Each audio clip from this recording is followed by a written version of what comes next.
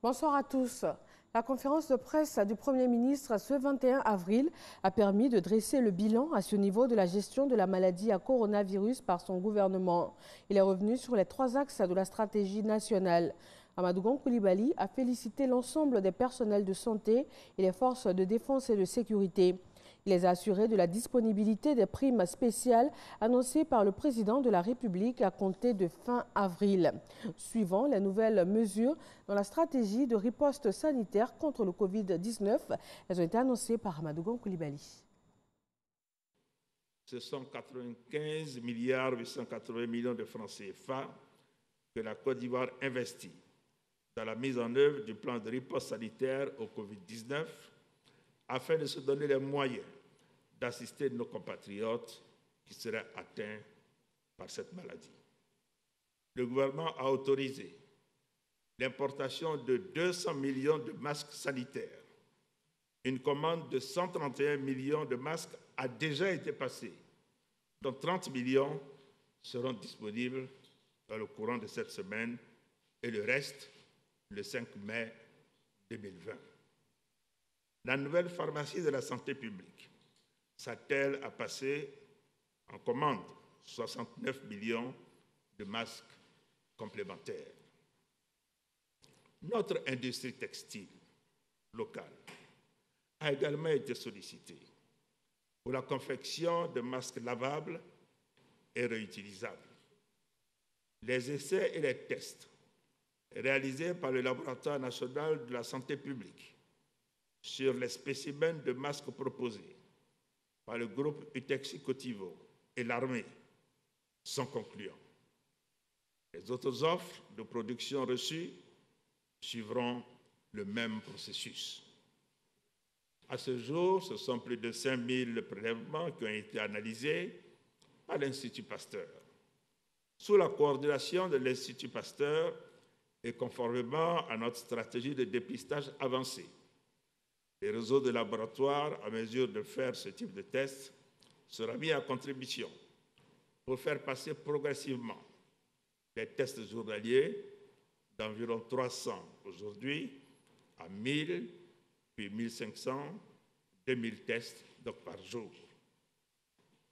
J'ai le plaisir de vous annoncer que le conseil d'administration du Fonds monétaire international a décidé du financement de notre plan de soutien économique, social et humanitaire pour un montant de 530 milliards de francs CFA qui seront décaissés dès cette semaine. D'autres décaissements sont également attendus de notre Union économique et monétaire, de la BCEAO par l'émission de Corona Bonds, de l'Union européenne, de la Banque mondiale, de la BAD, de la BID et des partenaires bilatéraux. Je salue l'ensemble des personnels de santé de notre pays, tous impliqués dans la mise en œuvre du plan de riposte sanitaire au Covid-19, sous l'autorité de M. le ministre. Je salue également l'action des forces de défense et de sécurité qui assurent la sécurité de tous les Ivoiriens dans ces moments difficiles. Un avion cargo affrété par le constructeur français Bouygues s'est posé aujourd'hui à l'aéroport Félix Houphouët-Boigny d'Abidjan. Il avait à son bord 600 000 masques médicaux destinés à la lutte contre l'épidémie de Covid-19. Le ministre de la Santé et de l'Hygiène publique a réceptionné ce matériel avant de rencontrer les organisations non gouvernementales œuvrant dans le domaine de la santé sur le sol ivoirien. Une campagne de sensibilisation et d'information sur le coronavirus a été lancée en milieu rural, un programme du ministère de l'Assainissement et de la Salubrité qui vise à promouvoir les mesures préventives et distribuer des kits sanitaires dans les départements et sous-préfectures. 31 régions, 70 sous-préfectures et 300 villages sur tout le territoire ivoirien sont concernés. Il est également question d'installer dans ces localités des latrines. Sur les marchés, comment se comportent les prix des denrées alimentaires en cette période? Dans le district d'Abidjan, fruits, légumes et viandes, rien n'échappe au yo-yo habituel des prix. Plus de détails dans le 20h.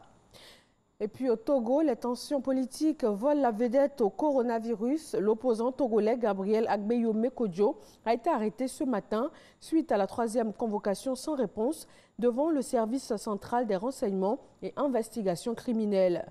L'homme continue de contester la victoire de Faure Gnassingbé et de réclamer sa victoire depuis la présidentielle du 22 février 2020.